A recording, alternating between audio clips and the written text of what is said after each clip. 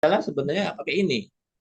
Loh dia secara secara lex superior nggak ini Pak, nggak ini sama-sama perda lawan perda, bisa begitu kan?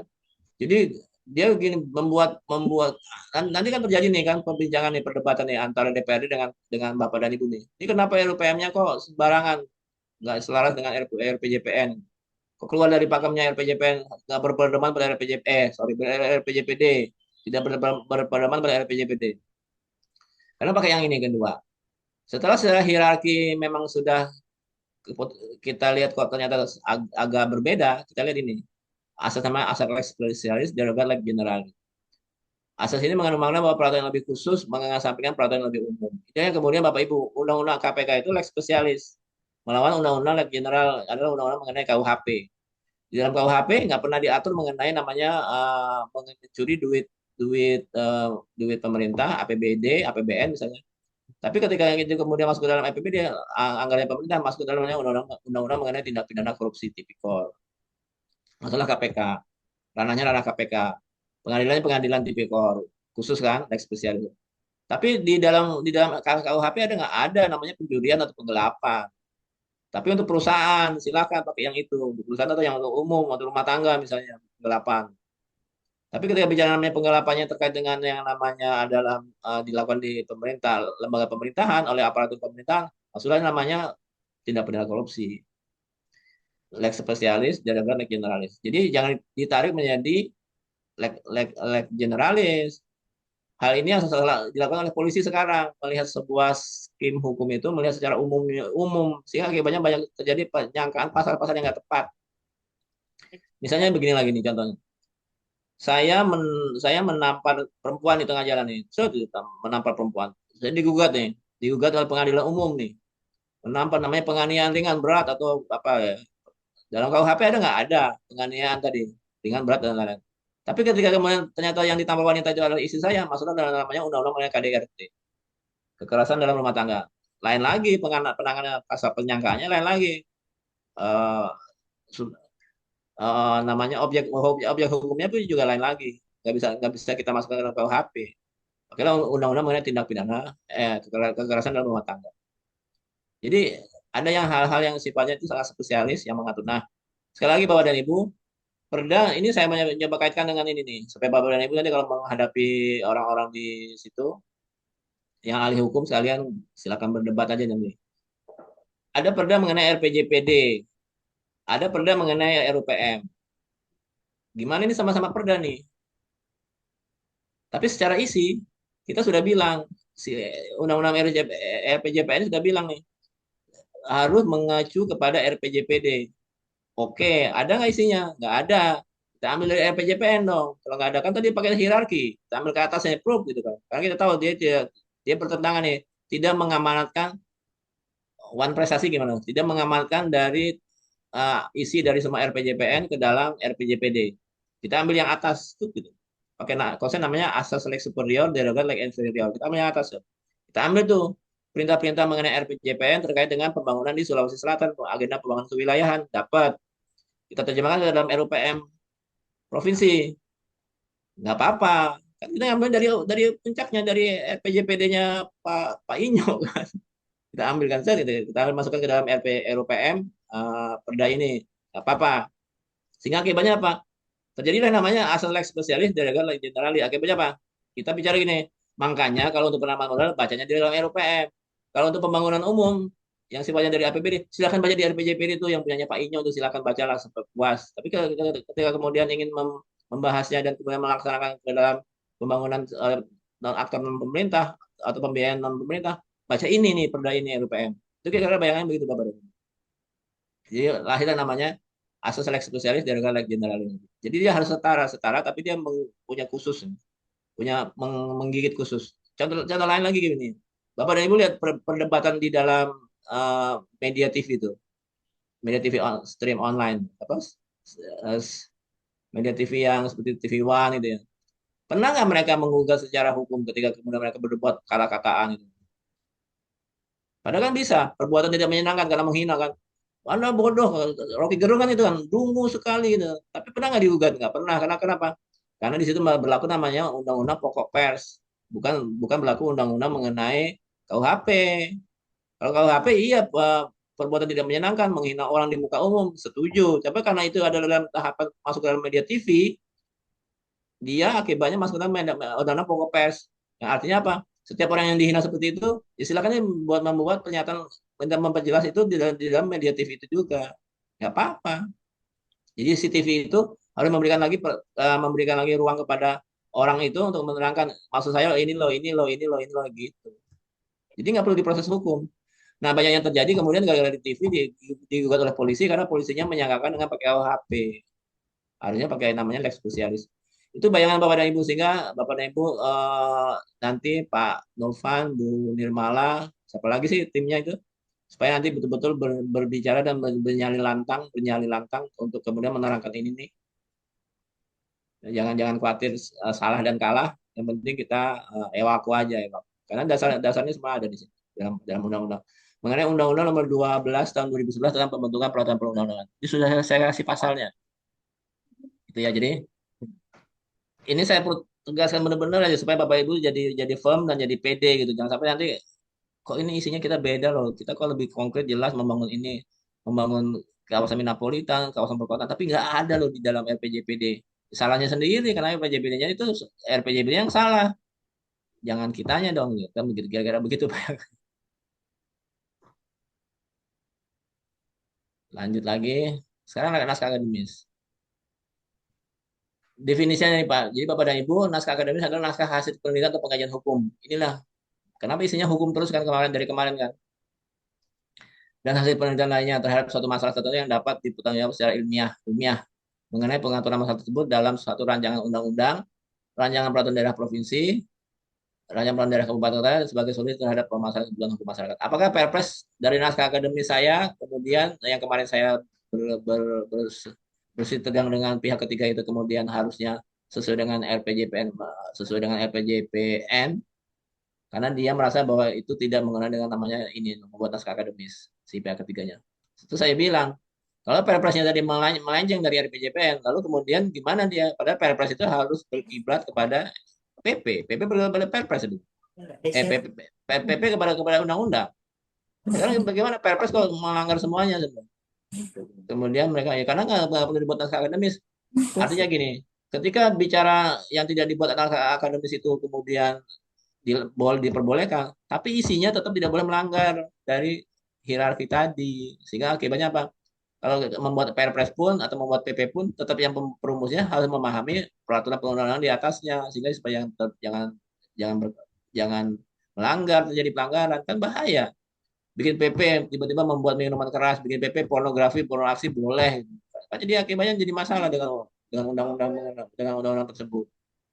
Sehingga sekali lagi Bapak dan Ibu, jadi kalau Bapak dan Ibu perda itu memang wajib dibuatkan oleh perda dibuatkan dibuatkan naskah akademis termasuk juga undang-undang. Jadi ya dalam hierarki peraturan perundangan dalam pembentukan peraturan perundang-undangan perda dan undang-undang yang wajib dibuatkan naskah akademis. Tapi ketika bicara di luar itu tidak perlu dibuatkan naskah akademis, setuju.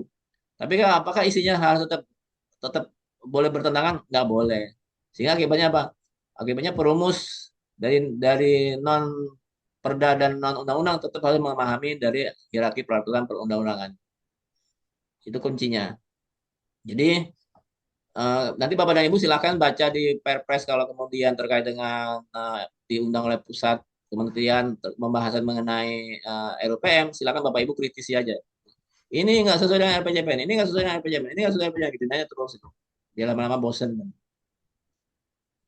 Lalu kemudian mengenai perumusan teknik teknik teknik penyesuaian seperti apa sekarang? Ada perintah dari Undang-Undang Nomor 13 Tahun 2022 tentang perubahan kedua dari undang-undang ini, pembentukan peraturan perundang-undangan sudah 2 kali dirubah, bahwa yang namanya sekarang harus melakukan namanya ini RIA ini. Jadi setiap peraturan perundang-undangan yang dirumuskan harus lolos lewat namanya konsultasi publik melalui FGD melalui RIA. Ini silakan Pak Kadis untuk menganggarkan ini untuk dilaksanakan, masukannya apa dari hasil yang kemudian apa saja yang kira-kira mau kita jadikan sebagai bahan pertemuan kepada masyarakat untuk diminta masukannya. Karena banyak hal baru yang terjadi kan. Hal barunya adalah kita betul-betul mengkonkret kepada proyek itu. Hal baru berikutnya adalah kita betul-betul akan menggunakan namanya teknologi informasi dalam rangka namanya pengendalian pelaksanaan perencanaan. Betul-betul kita akan betul-betul kemudian membangun konkret dari sektor wilayah pembangunan kewilayahannya. Kemudian apalagi itu ada berbagai macam yang baru yang nanti ada kaitannya dengan adanya beban keuangan baru dan beban kepada masyarakat terkait dengan hal yang baru ini. Kenapa? Beberapa proyek itu nanti akan menyasar kepada penggunaan lahan. Lahan itu bisa terjadi lahan untuk kepentingan umum, berarti harus banyak mengedukasi masyarakat dan masyarakat harus siap untuk kemudian dijadikan sebagai lokasi penerapan lokasi bagi proyek-proyek yang baru itu. Ini sekalian Pak Kadis.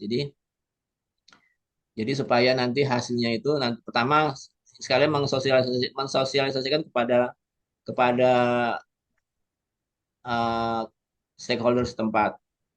Kemudian kemudian kita memberikan pemahaman bahwa ada hal yang baru sekali di sini yang sangat fundamental itu apa? Perbedaan antara RPJPD sama RUPM yang sangat luar biasa berbeda. Kayak bumi sama langit gitu ya. Padahal harusnya sama-sama langit. Cuman yang di sini ngambil apanya, turunannya apa? Yang yang RPJPN-nya, RPJPD-nya harus ngambilnya secara langit secara keseluruhannya. Kalau yang RUPM ngambil langit yang mendungnya aja, langit yang hitam-hitam yang mendung itu yang omni kombus itu kan. Harusnya seperti itu. Sama-sama awan, sama langit. Ini sebenarnya gak gampang. Nanti silakan beberapa beberapa bahan itu nanti saya bantu siapkan topik-topik yang ditanyakan oleh oleh kita. Nanti kemudian kita lempar kepada peserta FBD. Lalu kemudian peserta FBD menjawabnya. Lalu kemudian kita kumpulkan ke dalam satu kelompok untuk kemudian kita tetapkan sebagai pohon rumusan masalah yang kemudian nanti kita akhirnya bisa memahami bahwa isi dari RUPM ini memang disetujui oleh masyarakat. Jadi ini penting juga supaya nanti ini sambil sambil sosialisasi dan sambil kita DPM PTSP itu unjuk gigi gitu. Nanti Pak Nurfan dan kawan-kawan unjuk gigi gitu, tampil memberi arahan kepada Pak Gubernur, memberi arahan kepada kepala daerahnya, bupati, wali kota gitu kan, DPRD-nya kan, gimana caranya gitu.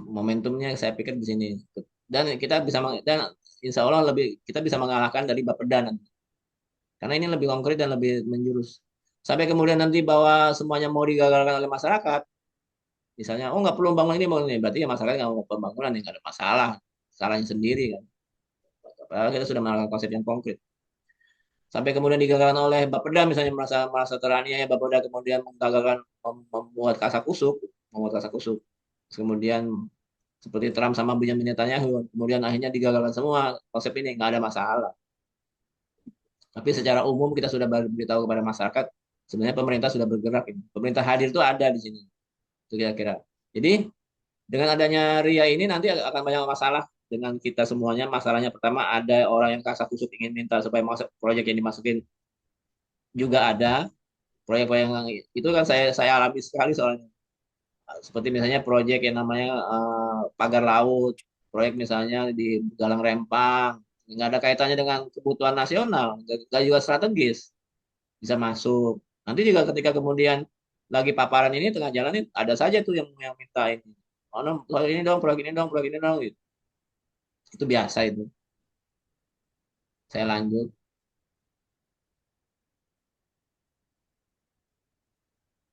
Jadi Bapak dan Ibu sekali lagi membaca dari RPJPN ini saya ulang sedikit. Kan ada 6 misi ya. Ada 8 misi. Dari 8 misi ini yang diminta dalam RPJPN sebenarnya tinggal dua dikemas jadi dua. Pembangunan kewilayahan dan kesinambungan pendanaannya. Kesinambungan pendanaannya itu maksudnya adalah gimana mulai dengan memobilisasi non pemerintah pendanaan non pemerintah. Tapi ketika bicara namanya pembangunan kewilayahan, pembangunan kewilayahan, ada M6 dan M7 digabung menjadi satu. M6 ini di sini. Pembangunan kewilayahan merata berkeadilan, M7 sarprasi berkualitas digabung menjadi satu. Itu diarahkan kepada apa? Transformasi ekonomi, sosial, tata kelola, menjalankan transformasi yang lain yang ini. Sekali lagi, jadi ini arahnya ke sini. Jadi kemudian ketika bicara nama transformasi ekonomi, kita kaitkan dengan yang namanya penanaman modal, dimintanya oleh undang-undang itu begini. Antara lain yang bisa ditambahkan ini antara lain yang literasi yang ada di situ begini. Manufaktur, pertanian, ekonomi biru, pariwisata global, sama pedesaan, pusat perkotaan, kawasan perkotaan, dan lain-lain. Jadi intinya adalah sebenarnya ketika bicara namanya pembangunan kewilayahan, bangun ini dong. Sekali lagi intinya adalah ketika bicara namanya pembangunan kewilayahan, Bang Wil ini gabungan dari M6 dan M7, M6 dan M7, bangun ini dong di ekonominya. Kalau di sosialnya ya silakan Kementerian Sosial dengan dinas sosial, di tata kelola dengan hukum, di kemudian sosial ekologi budaya misalnya dengan pariwisata dengan Kementerian Pariwisata dengan dinas pariwisata dengan dinas lingkungan hidup Kementerian Lingkungan Hidup gitu. Silakan ada konsepnya mereka. Tapi artinya apa? Ketika bicara ekonomi dan penanaman modal artinya apa? Ekonomi yang bisa didanai oleh penanaman modal ketika bicara sektor ini yang mana saja ini. Untuk diterjemahkan ke dalam Sulawesi Selatan. Yang mana Sulawesi Selatannya? Silakan buka. Artinya apa? Seperti apa karakteristiknya? Dibaca karakteristik bahasa wilayah. Dia dikelilingi oleh lautan, kawasan kawasan biru sebenarnya. Sehingga akibatnya sebenarnya ekonomi biru yang jalan sebenarnya. Jadi cara bacanya secara ini. Nah, ketika bisa sudah sesuai dengan karakteristik masing-masing wilayah, sesuai dengan ekosistem investasi dan investasi inklusifnya, jangan sampai terjadi investasinya tidak bermanfaat untuk pembangunan daerah itu sendiri. Seperti terjadi misalnya smelter kan, itu kan smelter hanya bohong-bohongan itu. Smelter, pelabuhan, tidak inklusif kan. Tidak memberikan peningkatan PD, hanya memberikan data PDRB yang tinggi, tapi tidak memberikan penrembesan ekonomi yang inklusif bagi masyarakat sekitarnya. Terutama yang proyek-proyek strategis nasional itu hanya memberikan angka-angka ekonomi pertumbuhan ekonomi yang tinggi, setuju saya, tapi perembasan ekonominya tidak masif terjadi. Sehingga akibatnya apa? Masyarakat sekitarnya masih miskin. Nah, inilah pada RUPM maksud.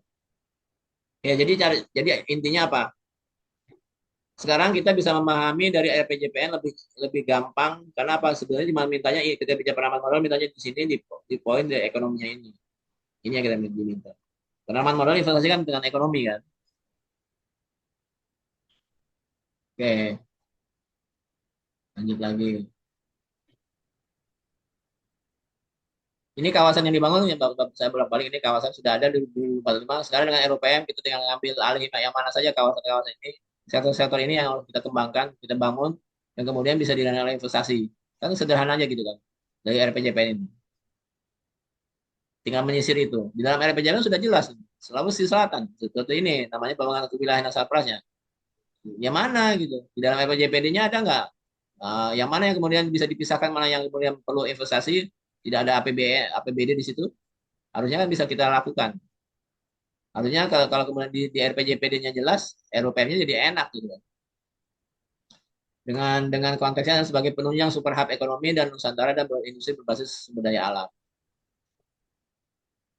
Saya lanjutkan ini yang nanti disiapkan ini Bapak dan Ibu. Ada dua super hub ini.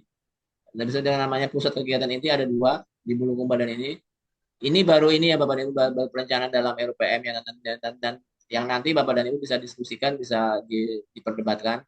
Apakah pindah di tempat lain silakan supaya memang ada kawasan untuk peruntukan untuk pelabuhannya. Ini target dari nasional di Sulawesi. Saya lihat ini hampir semuanya itu harus segera dilakukan oleh pemerintah provinsi Sulawesi Selatan. Walaupun ini berlaku untuk Sulawesi, Kepulauan Sulawesi, Pulau Sulawesi. Kerjasama antar daerah, LDTR. Bagaimana caranya kita bisa mengedukasi kepada Pemkab, KOT, LDTR selesai. Reforma agraria. Ini ada kaitannya memang ada nanti kepada Makassar. Ini baru Makassar, yang ini belum ada. Nanti kita ajukan hal yang baru untuk Bulukumba. Supaya terjadi wilayah pertumbuhannya menjadi lebih masif di sini ada segitiga ini. Namanya wilayah pertumbuhan di dalam lingkaran ini. Kemudian memanfaatkan Alki 2, di sini akan memanfaatkan Alki 1, Alki 3. Terus inilah target-target yang sebenarnya latar belakang pemikiran yang kemudian kita harus jadikan ini berhasil. Apakah dengan proyek-proyek yang tadi berhasil, dengan pembangunan kewilayahan berhasil, ya mari kita buktikan ini kira-kira berhasil nggak? Kira-kira mendukung ini nggak dengan proyek-proyek yang tadi yang ditetapkan oleh namanya pembangunan kewilayahan? Itu tugas kita. Sampai kalau ada kereta antar kota, Makassar, Pari-Pari, semuanya ini masuk semuanya. Untuk menjadi bagian yang harus mendorong bisa didorong oleh kehadiran dari RUPM. Nanti setelah Bapak Ibu lihat sektor RUPM-nya, lalu kemudian kita kita balik lagi ke sini kita perdebatkan. Kira-kira bisa membackup ini nggak konsep ini ya? Sehingga saya perlu Bapak dan Ibu untuk kritis di sini. Sehingga ketika kemudian nanti ada orang mendebat kita bilang, oh ini dalam rangka menuju ini Pak. Misalnya ini feeder nih, ada kapal roro. Oh, nanti roro-nya lebih masif lagi Pak, karena kita membuat pelabuhan di sini, ada di sini. Kalau selama ini kan roro-nya kan terbatas, misalnya gitu. Kita perluas lagi dengan adanya RUPM ini, karena ada namanya pelabuhan laut yang baru kita buka, misalnya begitu. Masuk ke dalam naskah akademis sekarang Bapak dan Ibu. Bapak dan Ibu, saya ambil sedikit saja dari naskah akademis latar belakang ini. Jadi karena Bapak dan Ibu saya yakin sudah membacanya 300 halaman, saya yakin Bapak dan Ibu ya lihat semuanya itu mengandung materi muatan dari peraturan perundang-undangan, sehingga ini pun semuanya dari peraturan perundang-undangan. Ini sedang ketika bicara di sini kita sedang memframing nih.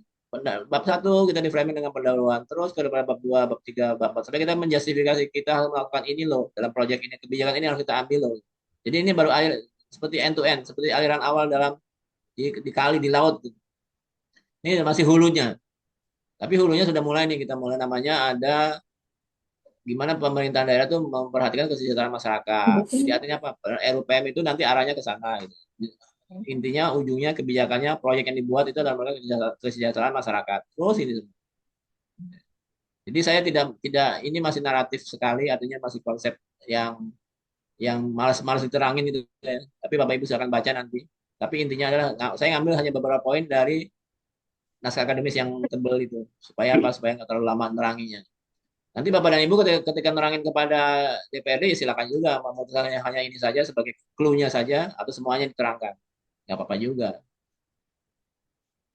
Ketika bicara identifikasi masalah juga sama, identifikasi masalah kenapa periode perencanaan bangun sudah habis. Rencana umumnya juga sudah habis. RPJP-nya sudah habis, RPJP-nya sudah habis, perlu sehingga terbitlah namanya RPJP yang baru dan perlu namanya RPJP yang baru sehingga harus di backup oleh RUPM. RUPM-nya sudah habis, perlu ini kan begitu kan ya. Di sini belum optimal selama ini. RUPM yang sebelumnya nggak jelas, nggak pernah dipakai buat perencanaan pembangunan. Yang insya Allah yang besok ini kita berumuskan betul-betul sangat konkret dan implementatif yang malah bisa ada namanya pengendalian perencanaannya terus dikendalikan terus. Tapi betul-betul namanya perencanaan itu berjalan sesuai dengan garis relnya, berjalan sesuai di atas rel itu. Kenapa? Namanya ada aspek pengendalian pelaksanaan perencanaan.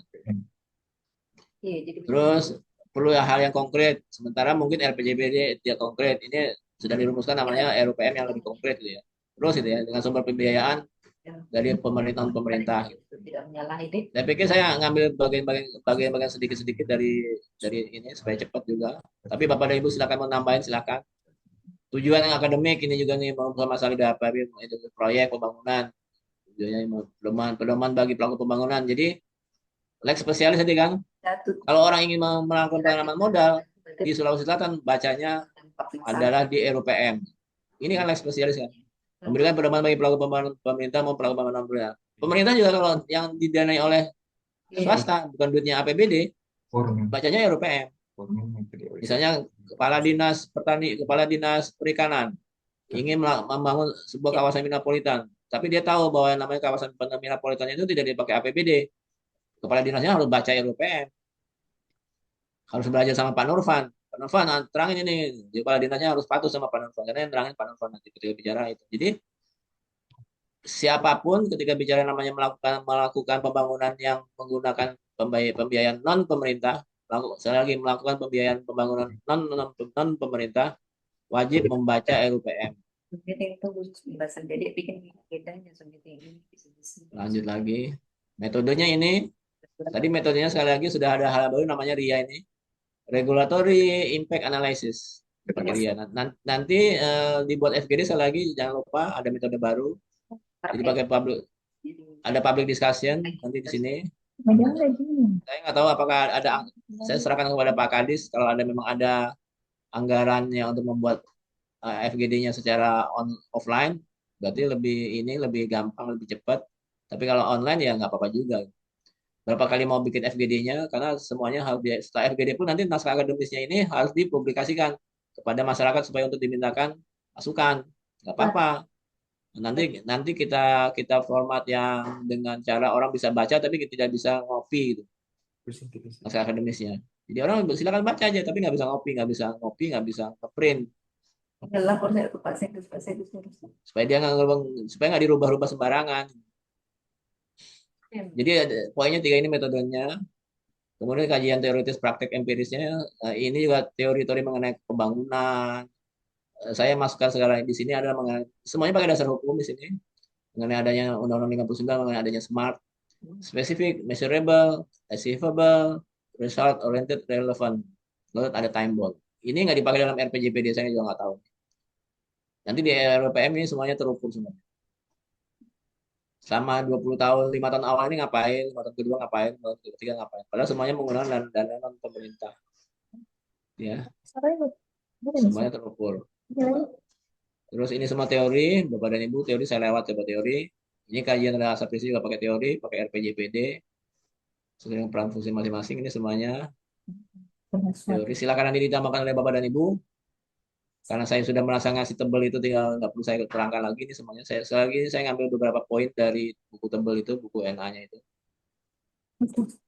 Terus ini kajian teori, kajian terhadap praktik yang permasalahan di masyarakat juga demikian. Saya mau masuk nanti di proyek yang lebih jelas ini proyek strategisnya. Inklusif, modal percepatan, koherensi ini semuanya teori dari bab 3 ini. Terus sampai ini teori praktek terus semuanya adalah tinggal dibaca. Saya dalam bab 3 evaluasi dan analisis peraturan terkait saya masukkan ke dalam ini. Ini juga ada semua di buku itu. Tinggal Bapak dan Ibu ambil beberapa poin atau semuanya yang diterangkan pada saat FBD silakan saja, tidak ada masalah. Semuanya semuanya adalah yang terkait. Kemudian apa saja.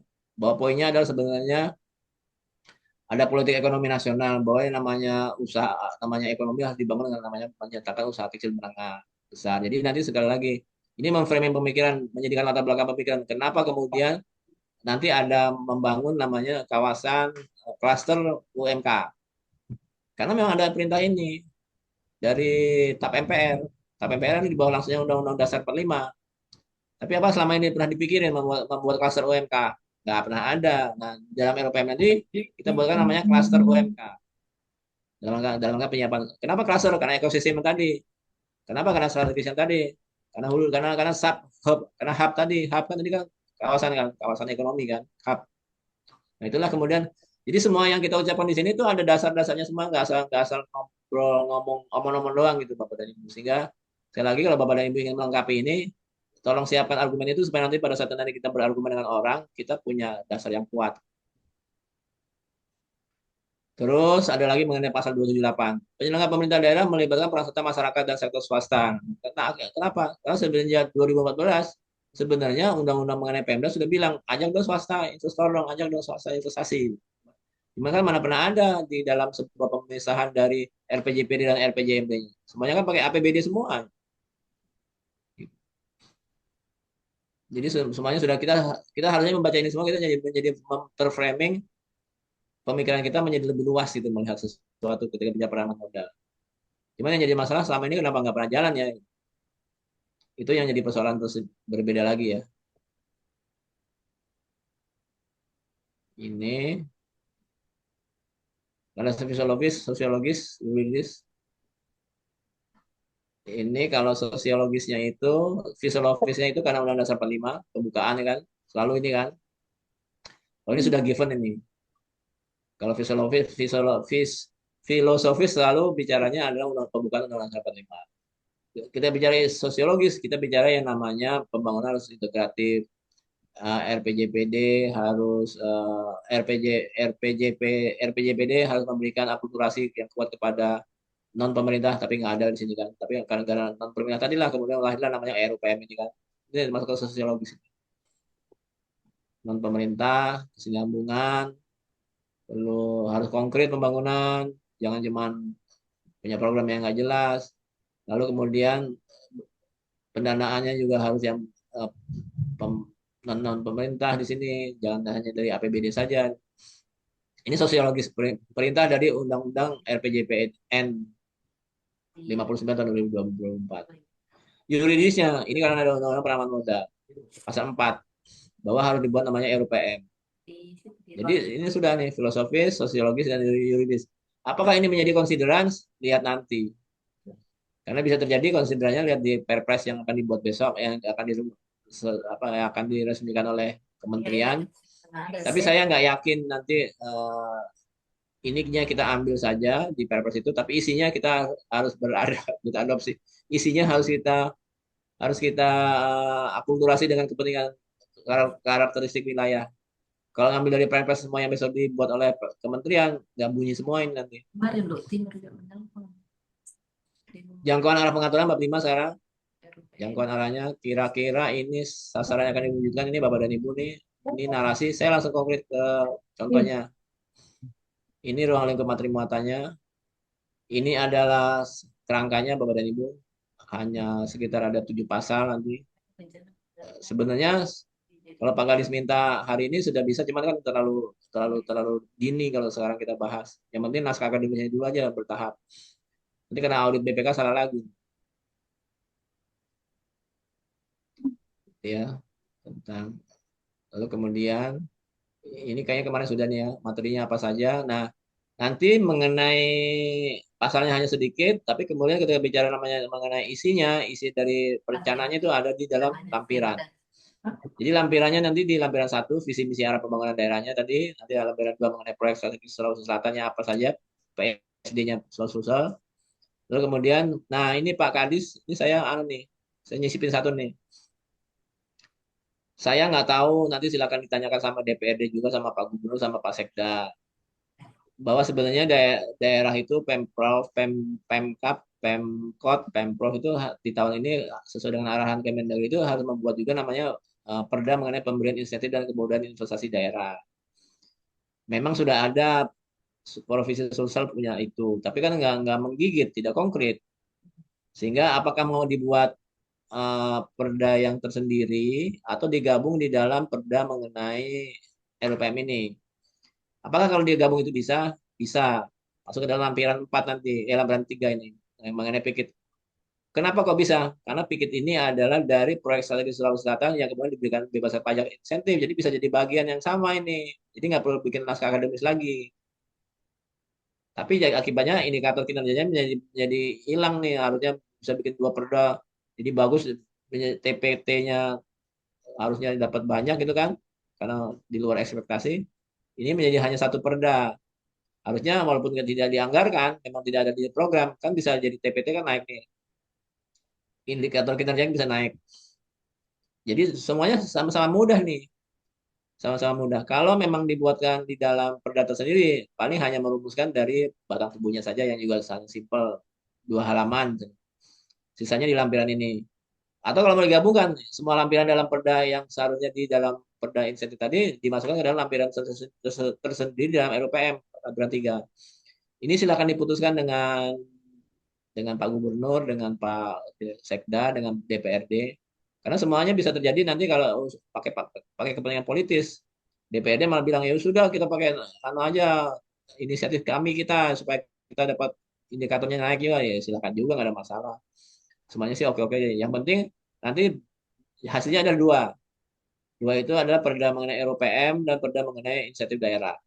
Kalau digabung hasilnya satu perda RUPM, tapi di dalamnya ada mengenai lampiran mengenai sektor yang diberikan insentif daerah, uh, insentif provinsi.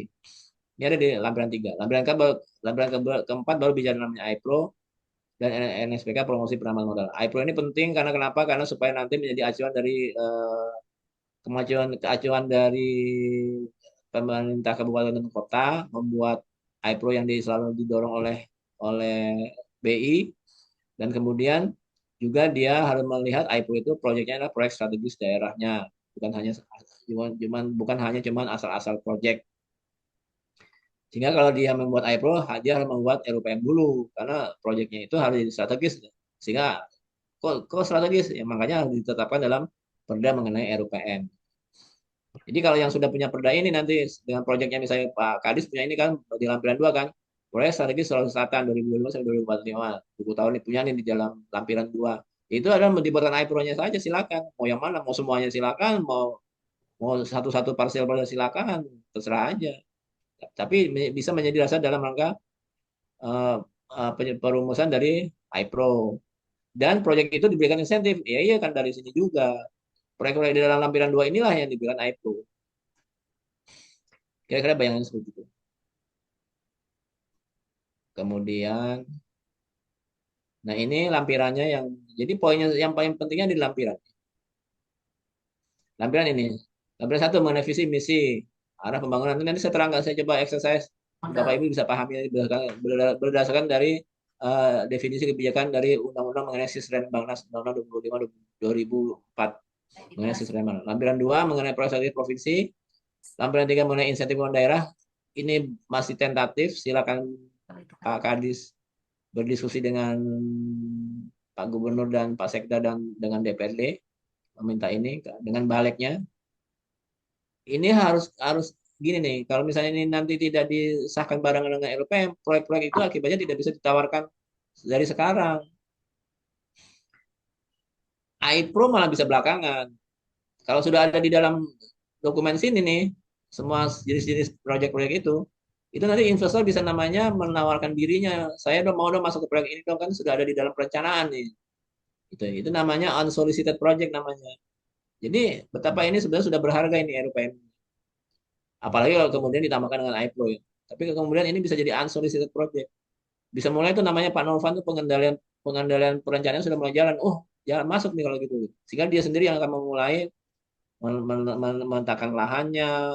Walaupun sampai akhirnya kita juga harus dulu membantu dia dalam rangka tata ruangnya kita beresin, jalan hidupnya kita bantuin bikin. Ini mirip seperti kemarin yang itu yang spam.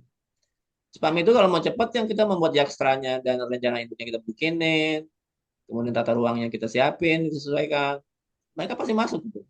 Segera. Cuma kalau karena kita sama-sama sedang buntu, tidak ada ininya akibatnya apa? Nunggu dia tuh spam itu. Padahal betapa luar biasa tuh kalau spam itu. Ada hal lagi spam itu bisa mengambil proyek airnya bisa dari laut padahal. Lautnya, nah tata ruang lautnya kita beresin dulu, tata ruang laut yang dimana ditempatkan untuk bangunan pengisap air tadi. Sekali lagi, jadi ini akan jadi bagian penting. Kemudian setelah dari dokumen yang ada di sini, yang daftar-daftar ini ada menjadi bagian dari UMK, apa menjadi PIKIT. PIKIT itu isinya adalah pembebasan pajak dan retribusi daerah kepada UMKMK, lalu proyek bidang usaha tertentu yang karena kemitraan, karena prioritas tadi yang strategis, lalu karena pada lokasi tertentu kita sudah menetapkan nih Bulukumba adalah kawasan metropolitan. Sudah kerja namanya orang membangun bidang usahanya A, B, C, D, bidang usaha nih. Di Bulukumba, bebas pajak retribusi. Gitu. Kenapa metropolitan? Jadi apa saja misalnya bidang usaha yang bebas pajak retribusi di Bulukumba? Contohnya ini. Misalnya saya kasih contoh lagi nih. Saya lompat lagi dikit. kan ya Mas, kalau sudah hampir Contohnya ini. berapa? Mana nih?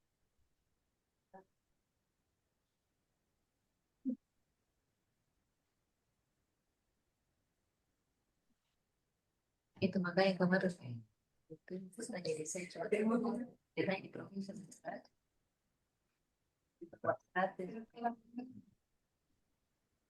itu itu suaka kan sudah bisa mencari bisa sudah besar sudah besar. Mana kok hilang? Ya, kalau khusus lembaga pendidikan Pak, kalau mungkin kalau lembaga-lembaga yang kalau pendidikan mungkin bisa bisa.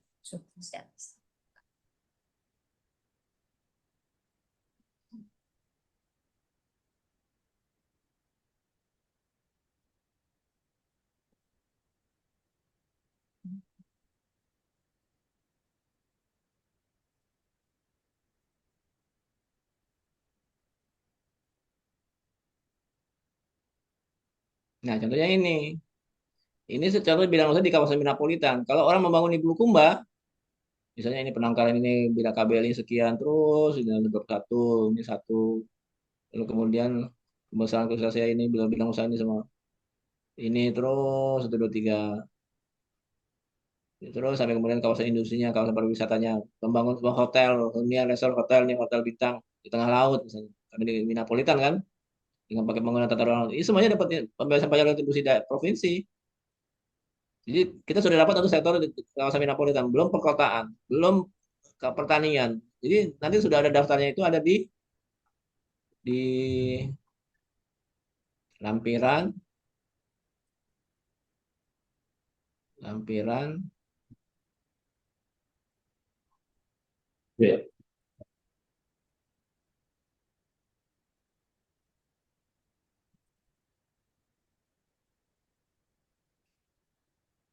Nih lampiran lampiran lampiran 3 Pak, Bapak dan Ibu. Jadi semua nanti data bidang usaha dan bidang yang masuk ke dalam semua proyek strategis provinsi, semuanya itu per bidang usaha, per lokasi bisa ketentukan lokasinya di mana. Kemudian juga pun kita bisa memberikan namanya disinsentif. Kalau sudah tidak sesuai dengan tata ruang, bidang usaha tersebut harusnya diberikan beban pajak yang berlebih 4 kali lipat, 2 kali lipat, 3 kali lipat itu. Silakan. Nanti makanya tolong minta masukan dari DPRD. Dalam rangka pembenahan terkait dengan bidang usaha yang melanggar tata ruang kan seharusnya sudah ada disinsentif tuh. Itu juga perintah dari undang-undang. Jadi dua ini nih, ini sudah menjadikan namanya unsolicited project. Dengan adanya daftar ini saja sudah jadi perda aja daftarnya. Investor bisa ngambil segera masuk. Walaupun belum ada penlocknya belum ada, tapi dia sudah mulai anu, oh apalagi apalagi itu JICA segala macam, yang artinya dia asosiasi yang mewakili kepentingan negara kan. Lalu dengan adanya insentif barang keluarnya nggak nunggu tahun depan, makin menarik lagi dia untuk kemudian memutuskan berinvestasi. Dengan adanya iPro, ditambah lagi dengan dirumahkan iPro, dia makin terbantu lagi. Cuman ada petik sekali lagi iPro itu hanya pra FS. Sebenarnya si investor tuh agak lebih suka dia langsung merumuskan FS-nya langsung ketimbang dia tergantung dari pra FS. Sehingga sebenarnya kalau proyeknya masih belum jelas kita rumuskan pra FS-nya membantu memang, tapi kalau sudah proyeknya jelas dan betul-betul sangat sangat prospektif ya nggak perlu iPro juga sebenarnya. Tapi kan kalau kayak gitu kan nanti kan sampai sekarang kan kenapa BI harus membuat iPro? Karena kan memang pertama daerah nggak siap, harus merumuskan proyeknya. Proyeknya belum tentu masuk dalam strategis. Proyek buram makanya dibantu dengan iPro. Tapi iPro-nya akibatnya menjadi tidak jelas juga. Jadi iPro sampah kan kalau ada Pak Nurfan kan iPro sampah. Akhirnya semua pun jadi sampah-sampah jadi nggak jelas lagi. Itu mengenai lampiran penutup di sini simpulan. Jadi sekali lagi Pak Kadis dan teman-teman, jadi ini ada kebijakan dasar penanaman modalnya. Poinnya tadi adalah investasi progresi tinggi berkualitas sebagai pendorong pertumbuhan ekonomi tinggi berkelanjutan bagi pembangunan dasar dan sampai koridor ekonomi sosial 2025 sampai 2045. Terdiri dari namanya kawasan sains teknologi, kawasan industri, kawasan pertanian, kawasan metropolitan, kawasan pariwisata. Ini mengenai OMK, peningkatan ekonomi UMK, mengenai integrasi ekonomi domestik dan global, lalu kemudian mewujudkan pembangunan perkotaan perdesaan sebagai pusat pertumbuhan ekonomi. Ada 8 dari undang-undang itu ada 8, sebenarnya itu kan minimal, sedikitnya kan, harusnya bisa 12, bisa 14. Cuman ketimbang susah-susah nanti juga kita pusing sendiri, saya ambil sesuai dengan batas minimal yang ada di undang-undang tersebut. Jika ada masukan tambah lagi nggak apa-apa juga. Oke aja, nggak ada masalah. Malah lebih bagus, lebih komplit. Karena kan ini itu 20 tahun. Oke, ini yang menjadi kita acuan kita. Mari kita lihat untuk pendidikan. Pendidikan nanti di sini. Ini nanti pada saat FGD pertama yang kemudian melibatkan sudah mulai dengan stakeholder, sambil ditanya nih, gimana kalau kita membuat kawasan sains dan teknologi di mana saja, kabupaten kota mana saja yang kira-kira. Karena untuk ini dokumen penetapannya belum belum belum ada secara nasional, kecuali yang pelabuhan kereta api itu sudah ada. Kalau yang ini itu belum ada, sehingga akibatnya di daerah pun juga nggak ada yang bikin. Padahal ini kewenangan ada kewenangan di pemerintah daerah sebenarnya. Jadi pusat sebenarnya nggak perlu cawe-cawe juga, nggak perlu cawe-cawe kayak Pak Jokowi gitu kan sampai sekarang masih cawe-cawe. Oleh karena itu, mari kita lempar kepada forum. Walaupun kita sudah punya ini juga bayang-bayang, cocoknya di sini, sesuaikan dengan yang namanya kawasan pendidikan, sesuaikan dengan namanya kawasan industrinya, karena ada kaitannya dengan industri soalnya. Karena hasil dari investasi dan inovasi dari kawasan sains dan teknologi ini dijual kepada perusahaan industri dan diproduksi secara massal oleh perusahaan industri. Itu kira-kira. Kita harus punya lanskapnya. Bisa terjadi ini kita bisa menajamkan kawasan sains dan teknologi yang dibuat oleh perguruan tinggi yang sudah ada yang nggak jelas juga. Saya yakin nggak jelas karena saya sudah keliling dari IPB sampai ITB yang namanya KST, kawasan sains dan teknologi yang ditetapkan oleh perguruan tinggi itu nggak jelas semua. Gajah Mada kemarin datang, profesornya juga nggak jelas juga. Tapi dia untung, laku besar karena dia kemarin sempat meledak dengan COVID yang pakai tiup itu, yang ditiup, yang pakai balon yang murah tes COVID. Terus akhirnya sekarang kesusahan. Kenapa? Karena konsepnya bukan KST tapi jadi kawasan industri. Ya nggak bisa. Ini ada KST sendiri, ada KI sendiri. Kadang-kadang jadi serakah gitu. Padahal konteksnya sudah jelas KST. Harusnya dia menghasilkan hanya adalah temuan-temuan ilmiah yang kemudian silakan diproduksi massal oleh perusahaan industri. Dan perusahaan industri itu bukan KST. Karena KST nggak boleh melakukan kegiatan industri. Itu jadi masalah lagi tuh. Sudah kompetensinya sudah beda. Ini tentang kawasan industri ini. Ini kawasan industri ada WPPI. Jadi di kabupaten kota ada di sini kan. Di sini ada target RPJP juga sudah ada. Jadi pemerintah daerah yang memiliki WPPI bisa segera mengkristalkan dalam RUPM-nya dia untuk membangun ini untuk membangun kawasan industri. Dan dari WPPI ini lahir namanya KPI. KPI kawasan peruntukan industri. Dari KPI ini lahirnya namanya KI kawasan industri. Jadi ada tahapannya. Jadi KI yang lahir web dari nggak adanya WPPI itu KI yang anak haram namanya. Karena tiba-tiba walaupun ada KPI-nya, karena KPI-nya itu harus lahir dari WPPI. Iya ada kaitannya ke situ. Jadi kadang-kadang saya suka lucu kalau lihat ada wilayah kabupaten kota yang nggak ada WPPI-nya, tiba-tiba ada kawasan industri gitu jembleng. Pasti ada alih fungsi lahan di situ. Pasti lahan yang sudah seharusnya buat pertanian dipakai buat industri. Lebih baik buat pertanian. Kalau buat industri kan jadi rusak. Jadi mari kita kembali kepada tatanan regulasi supaya kita kembalikan lagi kepada hitohnya supaya alam tidak marah dengan kita. Malah sekarang dengan adanya ini nih WPP ini dengan adanya bencana alam seperti di Sumatera Utara, saya sudah sarankan sudah yang namanya WPPI di Sumatera Utara sudah hapuskan saja, ganti kepada WPI-nya alihkan ke laut. Jadi pengolahan dari minyak politan dari hasil hasil laut, budidaya laut. Jadi bikin industri di laut. Karena sudah daya dukung lahan di darat sudah nggak memungkinkan lagi. Sudah hutan dibabat, sudah lingkungan hidup, sudah ekosistemnya sudah rusak. Apalagi bangun industri kan sudah kita harus kena dengan gas rumah kaca harus 0% tadi kan. Jadi memang satu-satunya jalan tempat yang paling nikmat itu adalah laut. Sepanjang daerah yang pesisir yang banyak dikelilingi laut seharusnya Sulawesi Selatan itu ganti alih, ganti ganti strategi pembangunan investasi lewat laut. Makanya tadi ada dua akses yang dibuat kan, Bulukumba dan Makassar. Dalam rangka menjawab itu. Karena sekali lagi daya dukung daerah, lahan, daya dukung tanah, daya dukung darat sudah tidak mendukung lagi untuk kemudian dibangun namanya kegiatan investasi aja. Karena kita sudah ngerusakin sudah sejak lama, sekarang sudah pada hancur.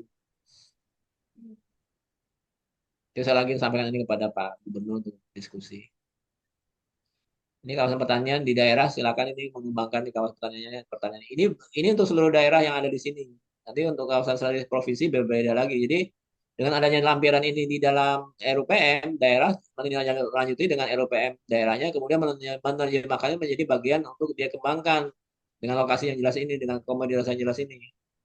Sehingga mereka punya panduan sekarang. Sehingga kalau kemudian ada lomba membuat iPro, ya iPro-nya dari proyek strategis yang mereka mereka tetapkan menjadi RUPM. Dari mana ngambilnya kebijakan itu? Dari RUPM provinsi. Gitu. Jadi inilah Indonesia sentris namanya. Karena apa? Karena RUPM-nya kabupaten dan kota pun menjadi berpayung kepada RUPM-nya provinsi. Sehingga akibatnya kalau ada RUPM yang sedang dibuat oleh kabupaten kota, tolong segera disuruh di hold dulu, nggak ada gunanya nanti mereka bertentangan. Atau mereka kalaupun membuat RUPM di daerah pun sekarang sudah jalan, pasti RUPM yang sampah juga pasti, nggak jelas juga, yang cuma nomor-nomor lagi kan. Sekali lagi, jadi ini RUPM ini akan menjadi panduan kepada RUPM provinsi kabupaten kota. Sehingga akibatnya nanti pada saat FGD, sekali lagi tugas dari tim Pak Kadis betul-betul membuat FGD entah online maupun offline silakan betul-betul mengundang semua ke stakeholder yang terkait dengan Metropolitan ini sudah ada target RPJP-nya, sudah ada kawasan perikanan tangkap, bawah laut, rumput laut, tangkap. Malah ini saya tidak ambisi lagi kepada tangkap, tapi kepada budidaya, budidaya, budidaya, budidaya. Ini semuanya nanti kepada budidaya. Tangkap sudah ada namanya penangkapan ikan terukur. Karena sudah jangan lagi kita menggunakan namanya kawasan perikanan tangkap lagi, budidaya harus. Saya yakin yang membuat ini kala itu belum terpengaruh sama undang-undang yang baru mengenai penangkapan ikan terukur. Jadi sudah dibatasi nangkap ikan. Kecuali kalau di pelabuhan samudra, pelabuhan perikanan samudra PPS, sehingga dia bisa nangkap ikannya di luar sana sampai ke Malino, sampai ke Filipina gitu. Itu silahkan kalau memang ada pelabuhan perikanan samudra. Nanti kita naikkan lagi jadi menjadi PPS, pelabuhan perikanan. Pelabuhan perikanan yang di Selayar dan di Bulukumba kita naikkan menjadi PPS, pelabuhan perikanan perairan samudra. Pariwisata ini juga daerah silakan ini kembangkan ini kabupaten kota sesuai ininya. Ini menjadi acuan dari pengembangan pariwisata oleh kabupaten kota, menjadi turunan dari RUPM-nya kabupaten kota terkait dengan sektor pariwisata. Kemudian ini ketika bicara kepala tenaga kerja ini perwilayahan pembangunan klaster UMKM ini belum ada isinya sekali lagi. Kan sekali lagi kewenangan dari UMKM harusnya kewenangan dari kabupaten kota dan provinsi. Sementara ini provinsi kabupaten ini tidak pernah bergerak. Padahal ini dari undang-undangnya sejak tahun 2020. Sekarang sudah 2026, sudah 6 tahun. Dan yang bergerak mengenai klaster ini, klaster. Sehingga sekarang semoga bisa diterobos oleh adanya RUPM ini. Lalu kemudian nanti ditindaklanjuti oleh kabupaten kota. Pada saat FGD nanti, eh, Pak Nurfan dan kawan-kawan bisa mulai mempropos yang mana mau dijadikan sebagai klaster koperasi kelompok. Lalu sektor bidang usahanya apa saja bidang usahanya sektornya. Sekali lagi, bidang usaha dan sektor harus terkait dengan proyek strategis daerah. Ketika bidang usahanya terkait dengan proyek strategis daerah, akibatnya terjadi kemitraannya menjadi pas klop. Sementara ini koperasi susah susah dimitrakan oleh kita dan mungkin juga nggak pernah ada yang peduli untuk memitrakannya. Kenapa? Karena bidang usahanya tidak pernah selaras dengan bidang usaha strategis. Investor yang datang dari asing nggak jelas BYD misalnya, coba dimitrakan. Paling yang mitranya paling cuma hanya bidang usahanya kantin, makanan, restoran, laundry. Padahal harusnya kan kemitraannya kan yang beraliansi strategis. Kemitraan itu dibagi dua, kemitraan yang aliansi strategis dan naik kelas. Aliansi strategis ini, misalnya BYD, ada UMKM, berarti dia apa? Dia bagian bekledingnya, bagian membuat apa namanya bekleding itu, membuat jok mobilnya, membuat businya, membuat velgnya. Ya, yang sekarang kan enggak, tidak aliansi strategis. BYD datang dimitrakan oleh kami ini oleh pusat nih. Mau mitrakan, mau dapat tekan MOU, katanya apa? Mau masuk kebutuhan kantin, mau masuk kebutuhan. Kalau mobil Pak, semuanya impor Pak. jadi jadi kadang-kadang saya suka ketawa, ini gimana sih bisa UMKM kan naik kelas ya. Dia aja punya hanya hanya apa? HIPMI dia datang di HIPMI, hanya memasok supplier dia ATK. Ini yang salah Pak Pak Pak Bahlil apa siapa sih HIPMI gitu. Saya kadang-kadang suka suka sedih saya Komponennya kadang ini. komponennya impor Pak. Hanya perakhitan aja.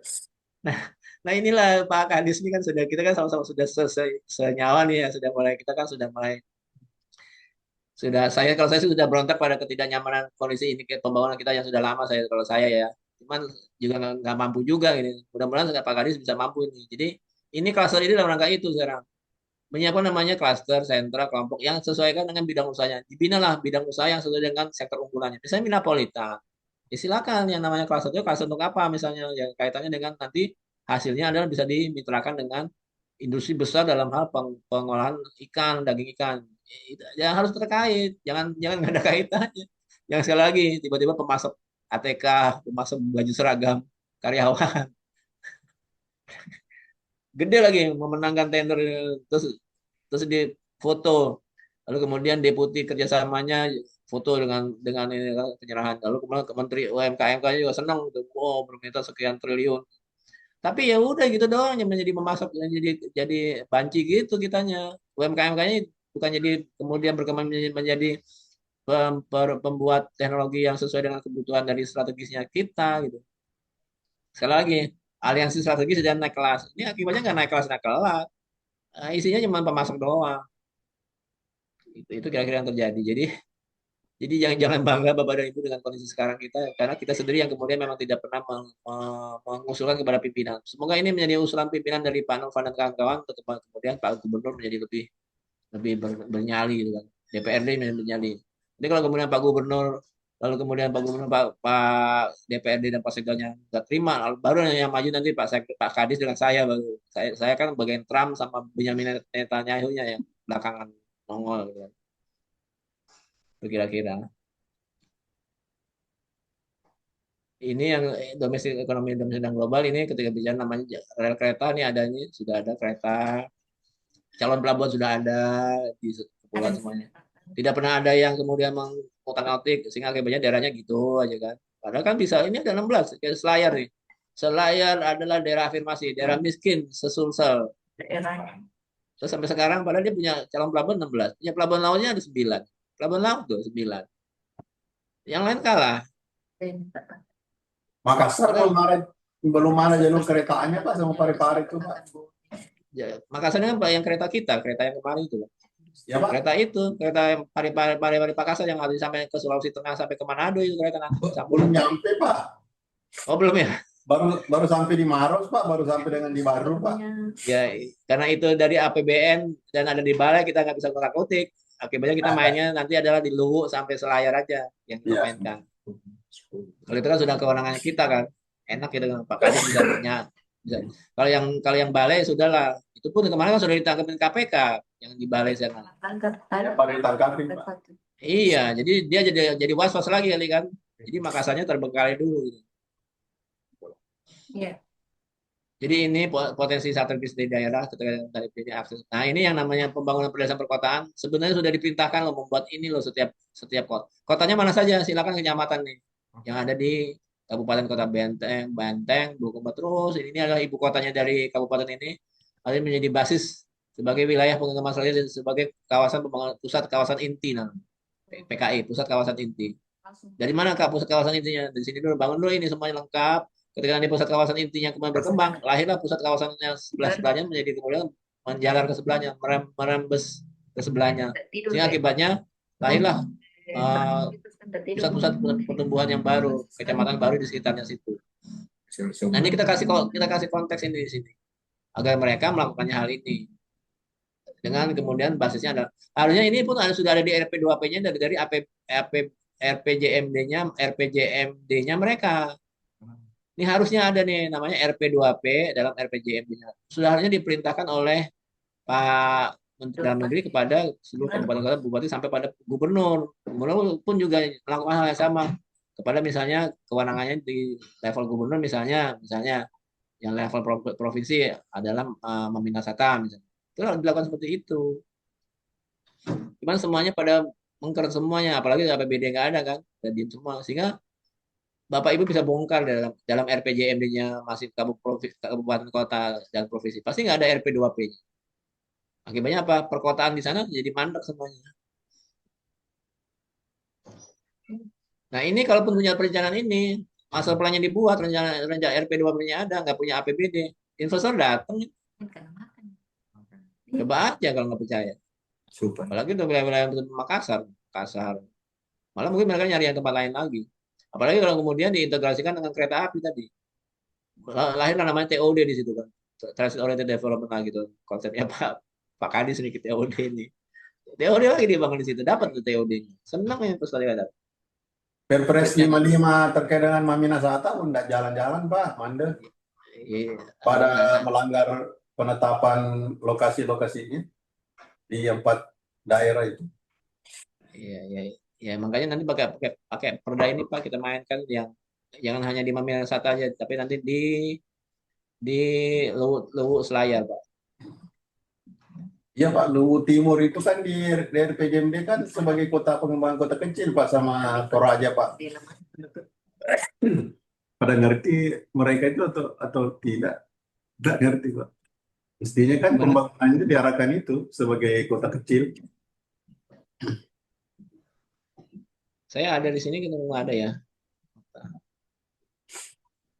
Datanya ada keterangan target RPJPN, harusnya ada di sini target RPJPN. Kayaknya nggak ada, Pak. RPJMN Pak. Oh, RPJMN. Kalau RPJMN nggak saya masukin. Karena apa? Karena takutnya itu nanti dia mengambil. Yang penting kan secara makro itu kita buat. Nanti Ya secara Pak. pertahapan-pertahapannya nanti belakangan. Biar sinkron dulu secara secara jangka panjangnya. Iya Pak, Oke. penting sekali. Ini saran. Dan perda sosial diawali ke koordinasi dulu, Pak. Menghasilkan dokumen tentang penyelenggara. Karena kenapa belum ada? Karena ini ada konteks supaya integrasi keselarasan. Ini bahasanya undang-undang mengenai RPJPN ya, Pak. Saya cuma copy paste aja. Nah, ini belum ada integrasi keselarasan dan sinergi dengan dokumen Lembang dan RPJP di RTW. Jadi ini memang kerja keras nih, kerja keras dari timnya Pak Novan. Kemudian masukannya saran cuma dua nih masukkan dalam prolegnas. Kalau di buku kemarin ada banyak ya nggak apa-apa. Kita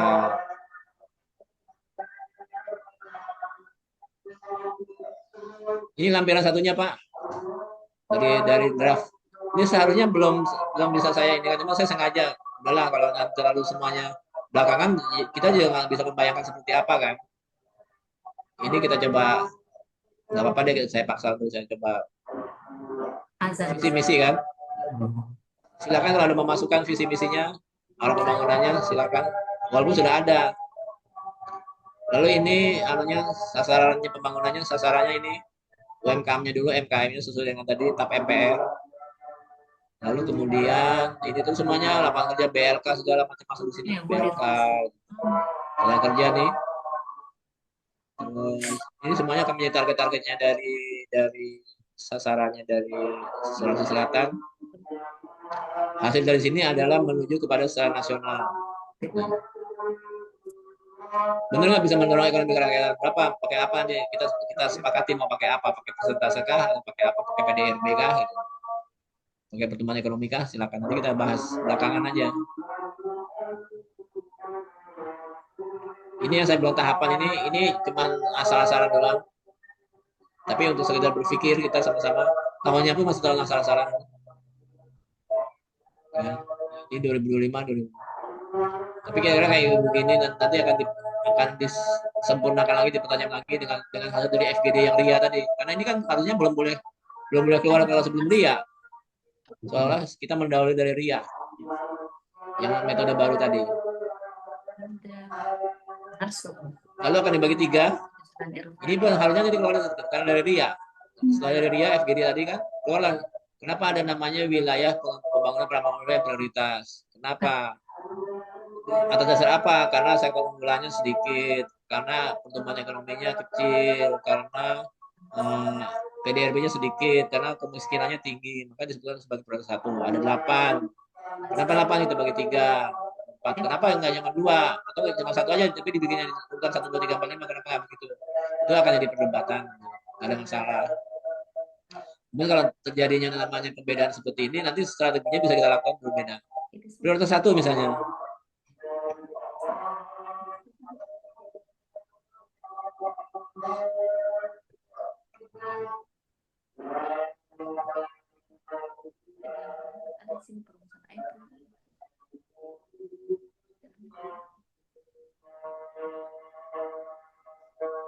Misalnya prioritas 1 nih. Dengan adanya pemisahan seperti ini, promosi nih, Pak Gubernur mengajak Pak Kadis promosi ke Jepang. Karena ada prioritas ini, Pak Kadis sama Pak Gubernur akan berpikir hanya di bawah materi bahan promosi yang di sini dong. Kan ini harus diumurkan, harus segera dituntaskan di masalah dia. Di wilayah ini nggak pernah bisa tumbuh karena nggak ada APBD. Masalah yang paling bisa terselesaikan dengan adanya strategi dan kebijakan. Ada APBD yang kemudian untuk memberikan pengembangan terhadap kawasan. Kalau kan diberikan namanya apa biaya apa gitu dari APBD ya. Silakan ke sini dulu. Ini yang kemarin waktu itu saya gugat sama Pak Inyo, cuma Pak Inyonya kayaknya nggak mau peduli gitu. Padahal apa? Karena setiap wilayah itu berbeda. Sekali lagi, wilayah itu berbeda sesuai dengan kapasitasnya, sesuai dengan karakteristiknya. Sehingga ada istilah one fits all gitu. Kalau masalah ada one fits all gitu kalau masalah. Tidak satu ukuran berlaku untuk semuanya, tidak satu ukuran untuk berlaku semuanya. Sehingga kita pun harus memberikan sentuhan yang berbeda. Tidak semua, jadi tidak satu ukuran berlaku untuk semuanya. Jadi contohnya gini, kalau memberikan dana namanya dekonsentrasi. ada disisakan per OPD tadi. Dana dekonsentrasi yang dilakukan oleh pemerintah, oleh Kementerian Investasi, Tadi ternyata dana dekonsentrasinya itu sangat berbeda kalau misalnya untuk Makassar. Tapi kalau untuk Selayar, karena dia berarti yang kepulauan, pelaksana artinya dana dekonsentrasinya lebih tinggi. Karena apa? Dia harus keliling ke naik pesawat, naik kapal, keliling ke pesisir pantai. Berbeda dengan Makassar yang hanya muter-muter di kota itu saja. Itu akibatnya kita harus melihatnya menjadi berbeda. Ini melihatnya kacamata Bu dengan asumsi yang ini, pokoknya iya ada asumsi yang sudah seperti ini, tingkat kemiskinan, pengangguran gitu ya sudah ada di sini. Sehingga nanti akan terjadilah namanya ada 8. sama penyetaraan semua. 8 daerah, 8 kabupaten kota yang menjadi prioritas. Dan setiap prioritas itu akan menjadi sentuhan regulasi yang berbeda-beda. Jadi intensitasnya terhadap penerapan misalnya investasi ini menjadi berbeda. Artinya apa?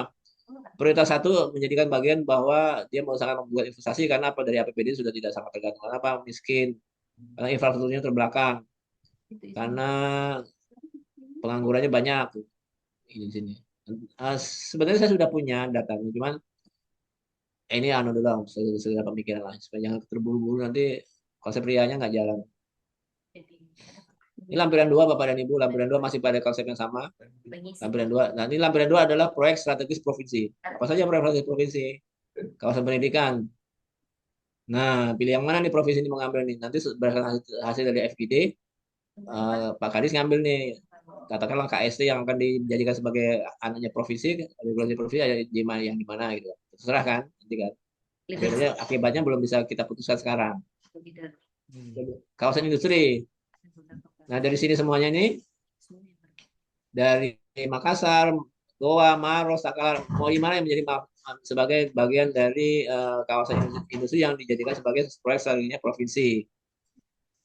Yang kemudian nanti bisa terjadi dengan kerjasama dengan Titan kan, dengan Pak Amran kan, Titan kan katanya mau memanfaatkan kawasan industri. Asal masuk di sini kan bisa jadi bagian dari proyek strategi daerahnya kita. Sudah ada Pak, masih TSP Pak. Sudah ada kawasan industri Tiran Pak di Takalar.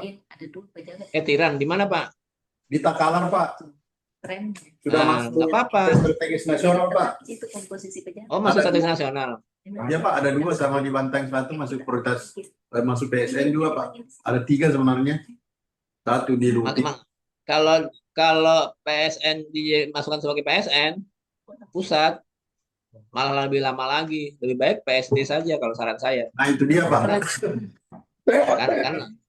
Karena kewenangan memfasilitasinya nunggu orang pusat tuh bisa termehek-mehek. Ya Pak. Pusat kan juga nggak jelas juga kadang-kadang kan. Ya Pak, nggak jelas juga Pak dari intervensi dari nasional apa pun nggak jelas juga Pak. Nggak pernah, Banteng aja nggak pernah berhasil. Padahal sudah dari 2016. Kami sudah panggil pengelolanya di sini Pak, project manajernya yang di Takalar Pak untuk kolaborasi Pak. Artinya saya sepakat kalau dimasukkan di PSD itu Pak, isinya itu apalagi namanya tenan-tenannya mungkin yang misalnya pengolahan rumput laut atau dan sebagainya itu saya sepakat. Saya sepakat saya Pak. Tolong berikan pemahaman pada mereka selama ini ketika bicara diangkat jadi nasional nggak jaminan juga. Contohnya Banteng aja, ya nasional nggak jelas. Sepanjang nasionalnya itu ada BUMD ya. Tiran kan juga milik swasta, sama. Nggak mungkin APBN blending ke situ. Bantu fasilitas kan menjadi acak-acakan APBN. Susah. Berbeda kalau kemudian memang itu adalah dari BUMN. APBN bisa masuk ke PPM jadi PMN penyertaan modal negara nggak apa-apa, jadi akibatnya bisa segera difasilitasi. Tapi kalau namanya BUM swasta murni dan kemudian masuk difasilitasi oleh pusat, apalagi makin susah, omong-omong doang. Iya Pak, kalau di skema di Perpres 12 itu tidak ada skema pembangunan di sana Pak untuk menunjang itu. Ya apalagi. Tolong ketemu Pak Mentan Pak. Kemarin ketemu Pak Mentan Pak, ada dekat ya, Pak. Seminggu sebenarnya. Kalau ketemu bagi-bagi duit aja Pak. Beliau membutuhkan orang-orang seperti kita loh Pak, seperti Bapak, seperti Pak ya, Pak, saya. Kami sudah panggil proyek manajernya khusus yang di Tiran, Pak. Kami diskusi di sini. Iya. Kawasan pertanian ini yang milik provinsi, Sopeng. Kalau memang ini sepakat kemarin, paparan yang kemarin yang tahun lalu ini kan, Sopeng, Pak Bangku, Pak Goa ini semua silakan ditetapkan menjadi kawasan provinsi. Tapi nanti di lampiran dari perda ini nggak gambar ini, nggak seperti ini, tapi sudah kayak tadi tabel estimasi investasi yang diperlukannya, bidang usaha apa saja yang bisa digabung di sana, gitu. Jadi ini anunya aja, paparannya aja begini, seolah-olah hidup gitu kan. Nanti tabel saja tabel. Ini Minapolitan juga seperti ini, kira-kira. Kalau memang sepakat yang ini, Bulukumba sama Selayar ini nanti pelabuhannya dinaikkan, pelabuhan samudranya jadi naik juga, pelabuhan perikanannya naik jadi pelabuhan samudra, terus ini juga sama, sehingga ini terbuka di sini. Ini ada galangan kapal di sini, industrinya galangan kapal. Kita ambil di sini sesuai dengan perintah dari RPJPN. Ini menjadi namanya lampiran 2 nih, proyek strategis nasional, proyek strategis provinsi. Dengan estimasi dari bidang usahanya apa saja yang bisa keluar dari kawasan Minapolitan yang tadi ini, bidang usahanya ini, kemudian estimasi investasinya kira-kira bulan berapa untuk pelabuhan berapa untuk itu bisa kita kira-kira estimasi aja kan, bisa kira-kira. Jadi nanti tetap ada kira-kira estimasi dari setiap proyek ini. Ya. Tinggal nanti disesuaikan dengan tata ruang lautnya. Nanti baru kemudian tim tata ruang lautnya yang kemudian membuat tata ruang baru yang kemudian nanti dilanjutkan dengan rencana induk Minapolitannya oleh Pak Kadis Pariwisata, Pak Kadis Perikanan. Jadi semuanya nanti akan bergerilya yang hal yang sama dengan objektif yang tujuan yang sama. Terus kemudian pariwisata ini ya, provinsi seperti kemarin kan membuat pusat seni dan budaya untuk mengadakan Galigo. Di sini ada UMKM di sini, ada MAIS, ada pariwisata, perdagangan, pendidikan, museum, semua lengkap di sini. Baru nonton juga anaknya Mengeret semua peralihan dari semua budaya untuk mewujudkan ini kan permintaannya begini nih RPJPN, mewujudkan Indonesia sebagai pusat peradaban dunia yang berkelanjutan lewat Galigo. Dari tanda waru. Ini yang kawasan tadi UMKM untuk provinsi karena belum dapat datanya dari kabupaten kota, masih kosong dulu. Nanti sesuai dengan FGD dapatkan kabupaten kota memang memutuskan bahwa wilayahnya cocok untuk KST, untuk klaster ini, sorry untuk koperasi ini, klaster sentra kelompok koperasi ini. Lalu kemudian mana yang kita ambil sebagai kepentingan dari provinsi. Sekali lagi untuk koperasi klaster kelompok itu harus sesuai dengan bidang usahanya, harus sesuai dengan bidang usaha yang proyek strategisnya di wilayah itu. Sehingga ketika terjadi kemitraannya menjadi tumbuh. Kenapa? Karena memang dibutuhkan oleh usaha besar tadi, karena mereka memiliki kompetensi yang bagus terhadap bidang usaha strategisnya. Gitu. Karena dia menguasai wilayah itu, teman dalam skala kecil kan, gitu. Usaha mikro kan seperti itu. Usaha kecil, mikro, tapi dia sangat kompeten. Makanya usaha besar yang datang sangat pengen bermitra di situ. Ini juga domestik global dan global saya nggak tahu ini yang pasti kita tetapkan karena belum ada sanggahan, kita tetapkan sebagai proyek strategis provinsinya Sulsel. Ada 2 tadi kan. Pelabuhannya kita naikkan ini kan, pelabuhan naik, pelabuhan samudra, pelabuhannya pelabuhan utama. Pelabuhan utama di sini di Bulukumba. Pelabuhan perikanan samudra dibangun seperti pelabuhan pasar ikan di sini, pasar ikan seperti di Jepang nih yang kemarin Pak Kadis ke sana. Bangun di sini atau di sini di Selayar. Galangan di sini.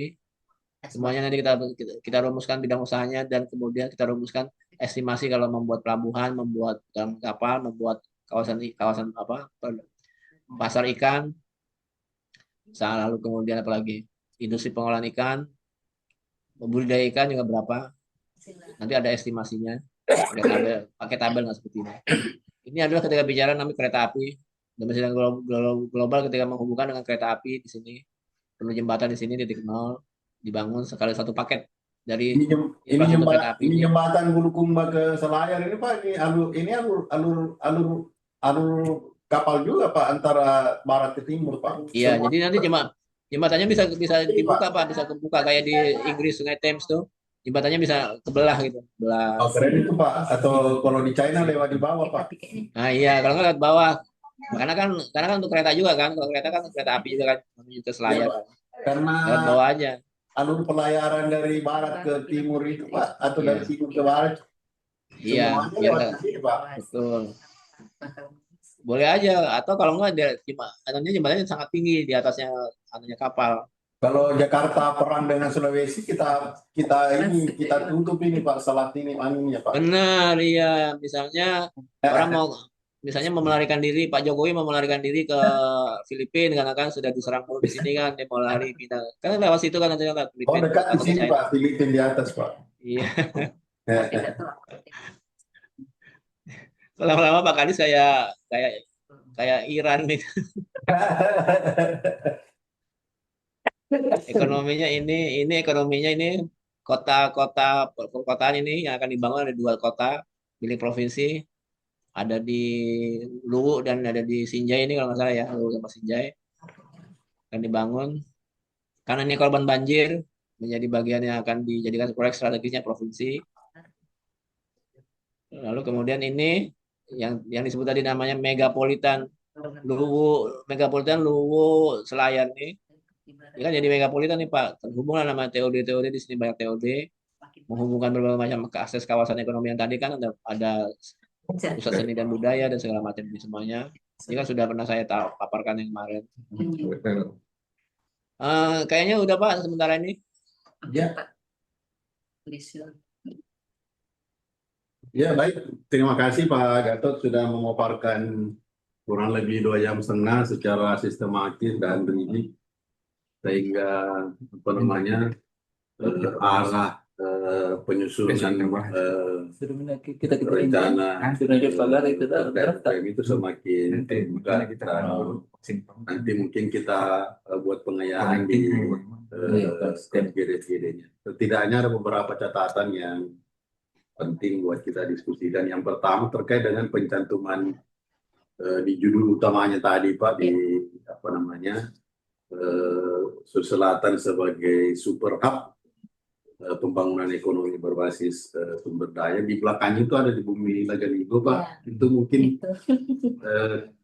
Bumi Lagaligo itu tidak mencerminkan semua daerah di Sulawesi Selatan.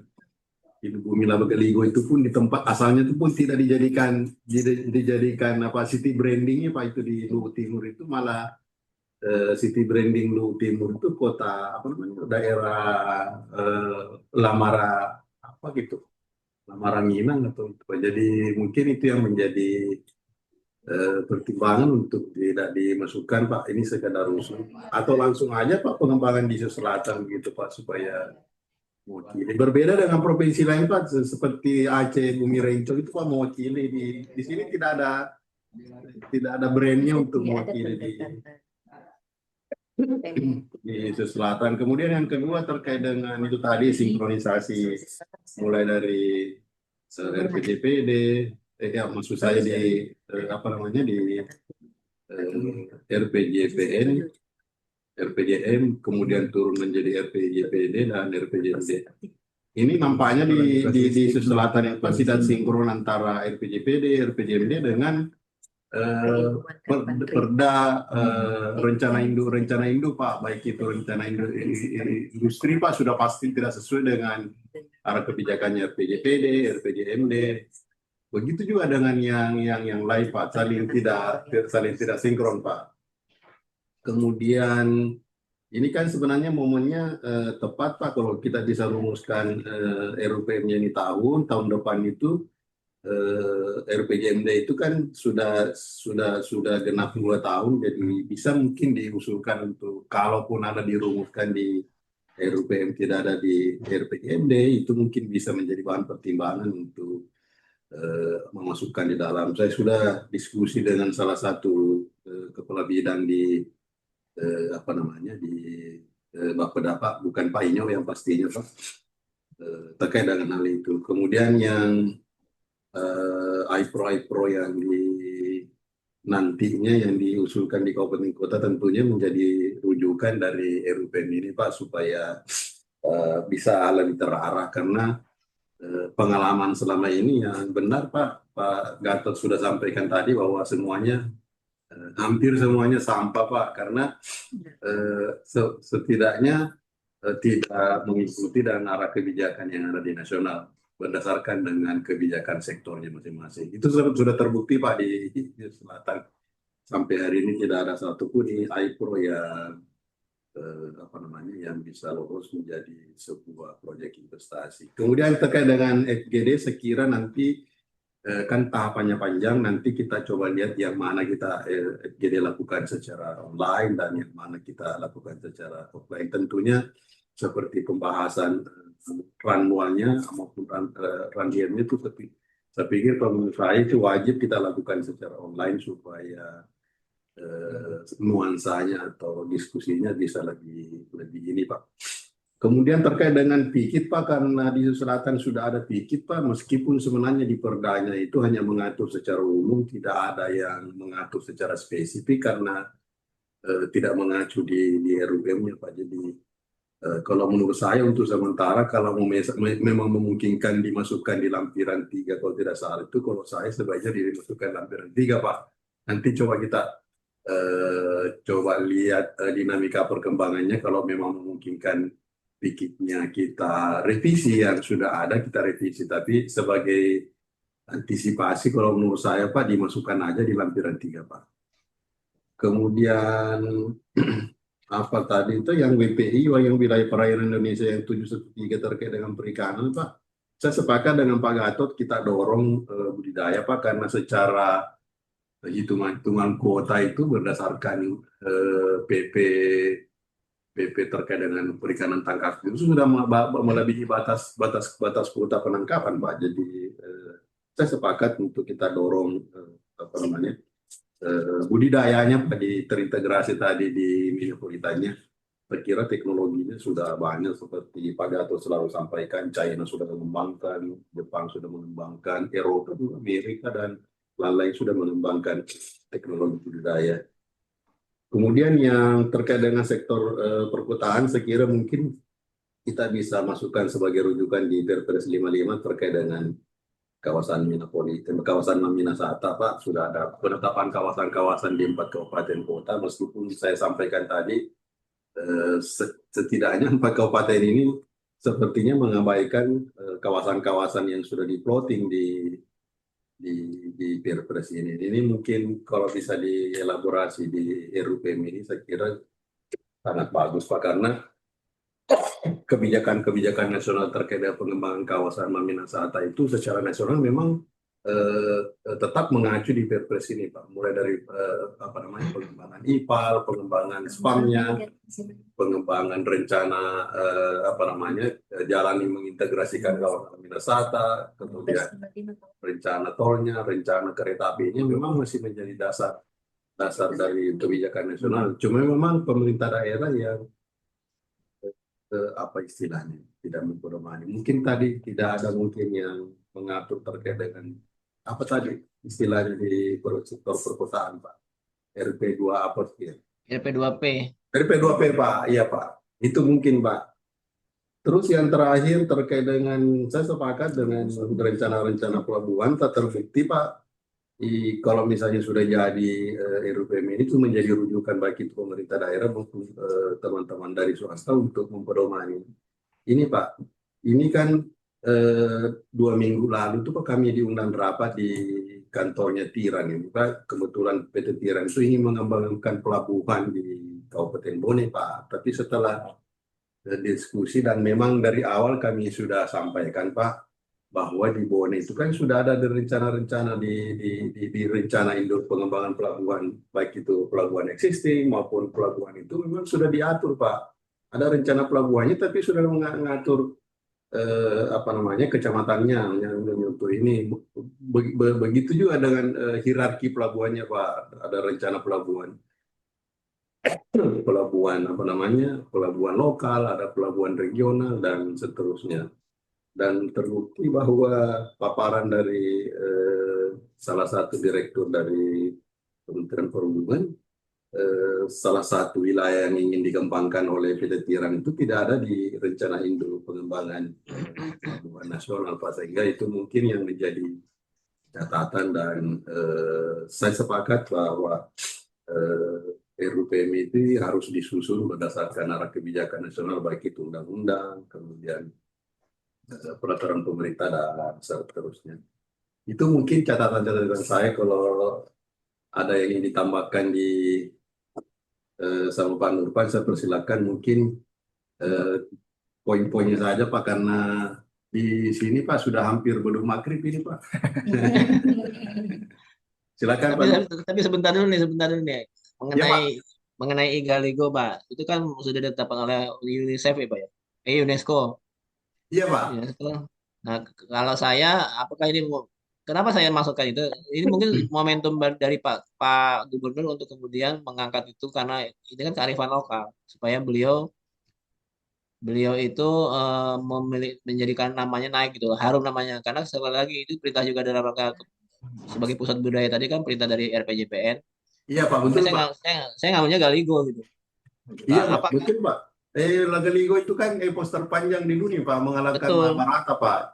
Jumlah halamannya lebih dari epos Mahabharata Pak. Cuma memang di Sulawesi Selatan ini kan ada beberapa etnis Pak. Ada Makassar, ada Bugis, ada Toraja, ada Mandar Pak. Meskipun kan semuanya Galigo itu kan dari Luwu Pak, kerajaan Luwu yang besar. Dari Luwu Pak. Iya, Iya, dari yang Luwu. besar sekali. Betul, dia menguasai Nah, semua itu dia Pak. Sulawesi Nah, menguasai cuma semua memang, Sulawesi Selatan. ya betul Kalau Pak. kemudian sekarang jadi nggak ini ya memang karena sempat tergerus juga kekuasaannya. Nah, itu dia Pak. Jadi ya yang selama ini kan ya begitu Pak, karena dianggap bahwa hanya mewakili salah satu Ya. daerah Pak. Apalagi di tengah isu Luwu Raya itu ingin memisahkan diri dari Sulawesi Selatan Pak. Jadi itu mungkin yang menjadi catatan Pak. Beda mungkin. Enggak. Jadi kalau buat saya nggak apa-apa Pak. Jadi karena kan cuma hanya mengganti nama menjadi Sulawesi Selatan. Tapi paling tidak gini, itu kalau kalau soal eksekusinya kita mencoba tes dokotor dulu, kita cemplungin dulu, tung gitu. Kita lihat tanggapan orang gitu.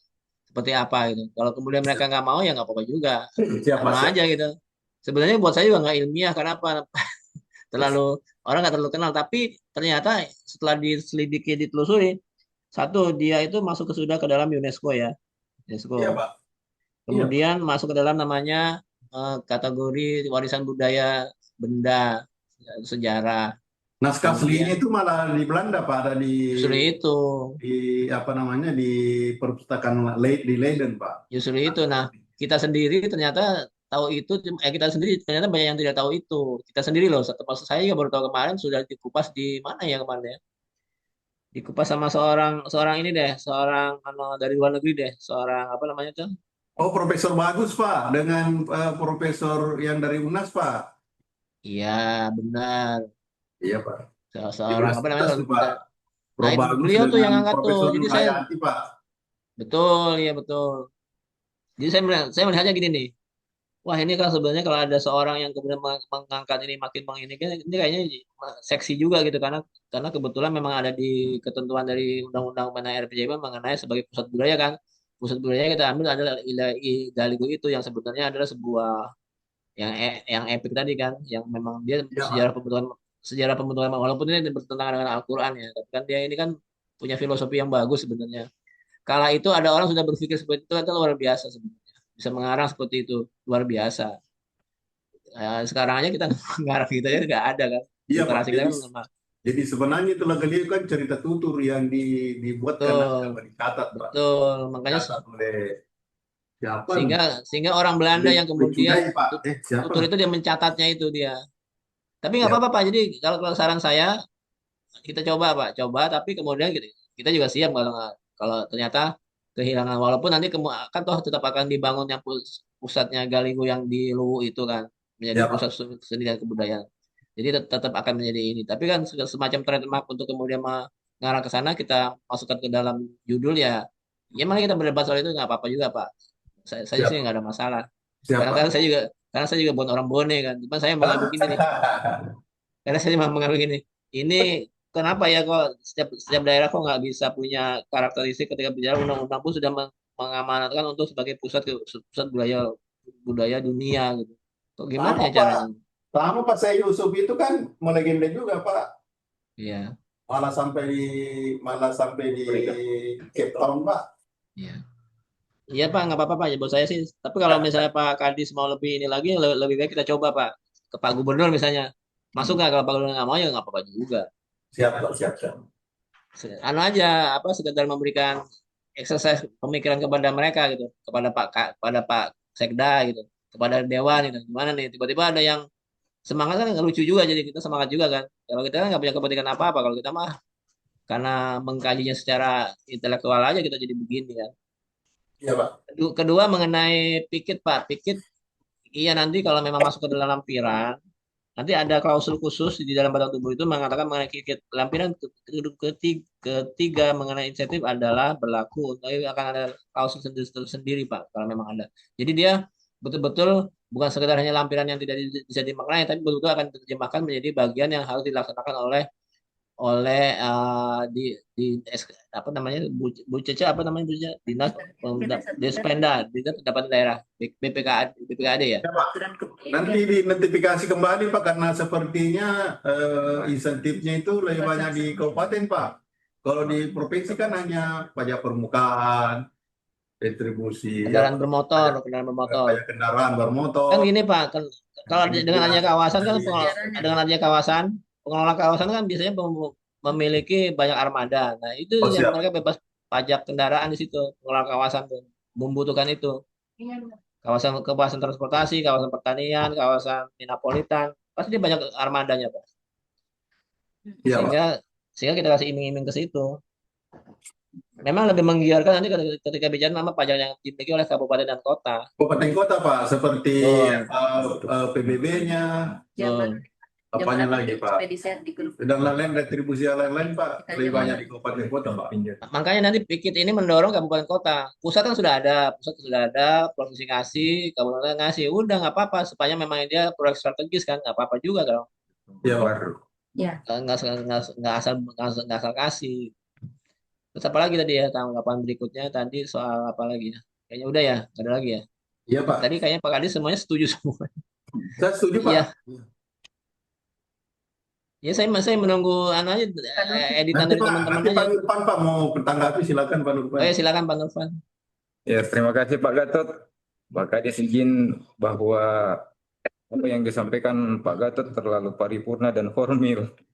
Jadi kami ingin langkah-langkah tematik yang menurut yang diksi-diksi katanya kayak demokrasi ekonomi kan tidak terlalu familiar biasanya dalam pilihan kata untuk visi sebuah identitas perencanaan. Jadi nanti mungkin kami dan teman-teman akan mereview dan ada opsi-opsi yang kayak Bumi Lagaligo memang kata Pak Kadis memang diksi katanya memang agak tidak mewakili seluruh identitas di Sulawesi Selatan. Nanti juga akan menjadi sebuah catatan, tapi menjadi opsi juga bagus juga nih, karena kearifan lokal dari kata Bumi Lagaligo memang telah mendunia dari identitas yang diberikan oleh UNESCO. Nanti jadi kami akan mereview kembali Pak Gatot, izin mereview untuk menjadi mengkombinasikan pemikiran-pemikiran kami dan disandingkan lagi dalam pertemuan selanjutnya untuk penentuan visi dan misi. Karena di penentuan visi dan misi itulah yang mengidentifikasi hak intervensi kegiatan-kegiatan yang akan dieksekusi pada rencana umum penanaman modal untuk direview afternya setelahnya Pak Gatot. Terima kasih Pak Gatot, mungkin itu tanggapan dari saya.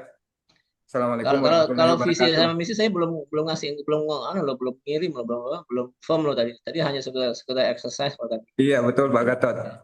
Jadi nggak Jadi apa-apa untuk pertemuan silakan aja. selanjutnya kami berharap redaktingnya sampai ke misinya, penentuan penlok-penloknya, Oh iya. daerah-daerahnya, karena itu menjadi identitas nanti untuk direct dieksekusi di highlight intervensi sesuai dengan RPJPN dan RPJMN. Karena kalau kami merujuk ke RPJPD kami sekarang mungkin tidak terlalu konkret dan bias nantinya, tidak selaras dengan kebijakan nasional. Padahal untuk metodologi terbitnya perizinan mengacu kepada identitas kebijakan nasional. Jadi itu tanggapan dari saya Pak Gatot. Izin Pak Kadis.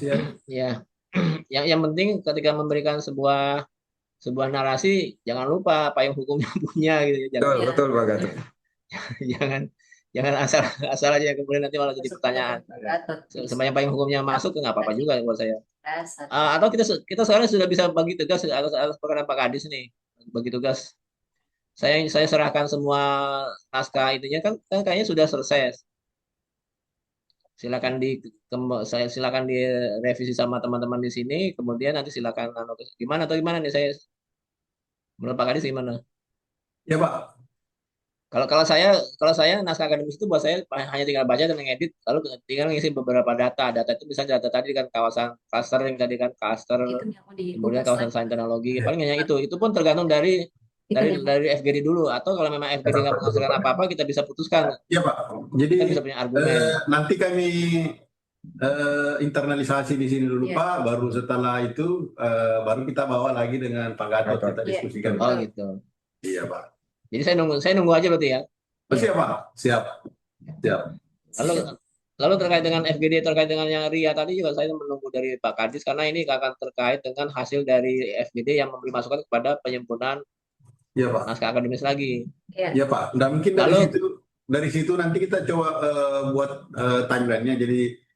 Jadi nanti ini draft naskah akademik itu harus di FGD-kan juga ya Pak. Berarti betul, iya. masuk ke itu.